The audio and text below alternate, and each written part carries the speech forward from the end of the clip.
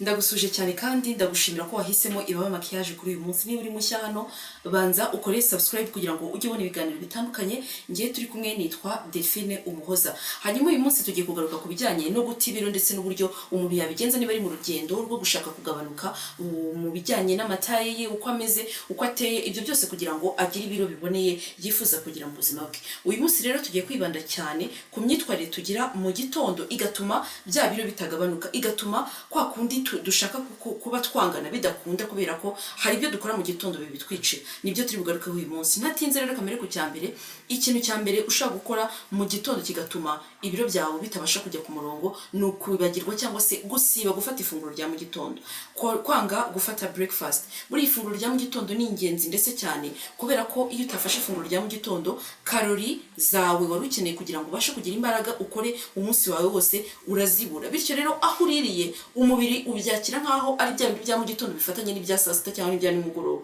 Bityo rero aho kugira ngo ibyari bije mu mubiri bize kugufasha kugira imbaraga, kubera umubiri uba wagize ubwoba, uhita ufata bya bindi by'amanyesukari ikabihinduramo amavuta. Bityo rero ukarushaho kubyibuha ahubwo kugira ngo umubiri ukoreshe izo karori cyangwa se izo energy wari wuhaye. Bityo rero byumvikane ko ugomba gufata breakfast cyane mu gitondo kandi ukibanda kuri breakfast yiganjemo karori cyangwa se ibinyesukari, kuko ibinyesukari nibyo ukeneye kugira ngo ubwonko bwawe bukore neza, niba akazi ugiye kujyamo ugakore neza. Ikindi kintu cy'ingenzi ugomba kwibuka niba uri gushaka guta ibiro, ugomba kwirinda ko ufata ibiryo bya mu gitondo bibishye, kuko iyo ufashe ibiryo bya mu gitondo bibishye bituma umubiri nyine ubihirwa. Uko umuntu afata ibiryo byishimiye ni nako byinjira mu mubiri iby'ingenzi cyangwa se intungamubiri, hanyuma waza gufata ibya saa sita, bityo bigatuma umubiri wenda wishima cyangwa se ukagaya. Bityo rero no kuvuga ngo niba ugiye gufata ifunguro rya mu gitondo, ufata ifunguro rikungahaye, riryohereye, wumva koko uryohewe n'ibyo ngibyo. Ikindi kintu gishobora kuba kiri gutuma udata ibiro kandi waba ukora mu gitondo,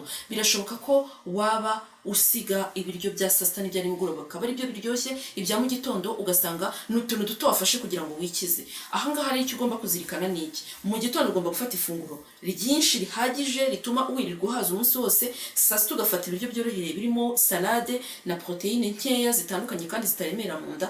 Nimugoroba ukafata ikintu cyo kunywa cyangwa se nugira n'icyo ufata, cyangwa ugafata amasosi yonyine. Bityo rero ifunguro rya nimugoroba rigomba kuba ryoroheje, kuko ugomba gufata ikintu cya nimugoroba kugira ngo umubiri utabangamirwa cyangwa ngo bigutere ikibazo unanirwe gusinzira. Tukivuga ibyo gusinzira, buriya ngo ikintu gishobora kuba gituma utata ibiro cyangwa se ukomeza kubyibuha kabone n'ubwo waba uri gukora siporo cyangwa se uri kuri regime, buriya ngo nuko udasinzira neza. Kudasinzira neza bituma umuntu abyuka hari imisemburo imwe n'imwe ikoze mu mubiri, ukirirwa umunsi wose ubishye, ukirirwa umunsi wose uri mudi. Bityo bigatuma rero hakomeza gukorwa imisemburo ituma ubihirwa, ukagira stress, kandi iyo misemburo aho iva ikagera itera umubyibuho ukabije cyangwa se ituma umuntu atamera neza, bigatuma bya biro washakaga gutakaza bitagenda. Ikindi kintu gishobora kuba gituma udata ibiro kandi waba ukora mu gitondo ni uko utagenda ku zuba. Kwa kundi mu gitondo umuntu abyuka akavuga ati ngenda shaka ahantu hari agacucu hatagira izuba na nkeya, burya uri kwihemukira, kubera ko izuba rya mu gitondo urarikeneye. Icya mbere cyo ryactiva vitamine D mu mubiri wawe. Icya kabiri, burya abahanga bemeza yuko ibinure dufite nk'uko bisobanuye mu biganiro byabanje, hari ibinure by'umweru, hari n'ibinure bisa shokora. Ibinure bisa shokora rero nibyo byiza mu mubiri wawe, kandi bibiriya binure bisohora bya binure bibi mu mubiri. Icyo bigusaba rero ahangaha ni ukuba wagerageza ibishoboka byose ukagenda ku kazuba kugira ngo bya binure bibi bibashe kugushiramo mu mubiri, hanyuma ubashe gukomeza guta ibiro nk'uko ubyifuza. Ikindi kintu waba udakora mu gitondo kikaba gituma ibiro byawe bikomeza kwiyongera ni uko utanywa amazi ukibyuka.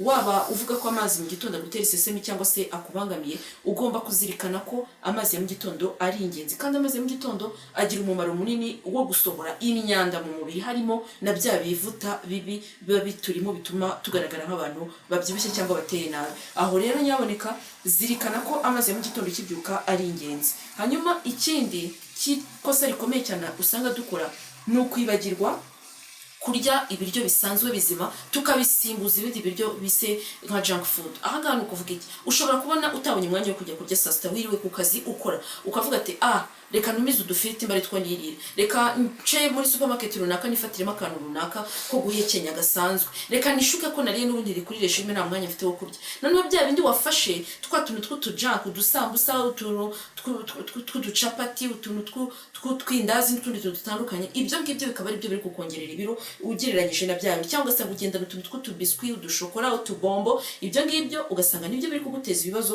ugereranyije n'ibindi. Bityo rero jya ufata ifunguro risanzwe, kubera ko nuramuka wanze kurya ukajya gufata utundi tuntu two ku ruhande nitwo tuzatuma ubyibuha cyane. Hanyuma ikindi kintu ari nacyo turi busorezeho kinatangaje cyane cyatuma wenda wowe ubwawe wibwira yuko uzata ibiro kandi ntubite, ni ugusoma amakuru mu gitondo. Uti ibyo ngibyo byo noneho ni gute?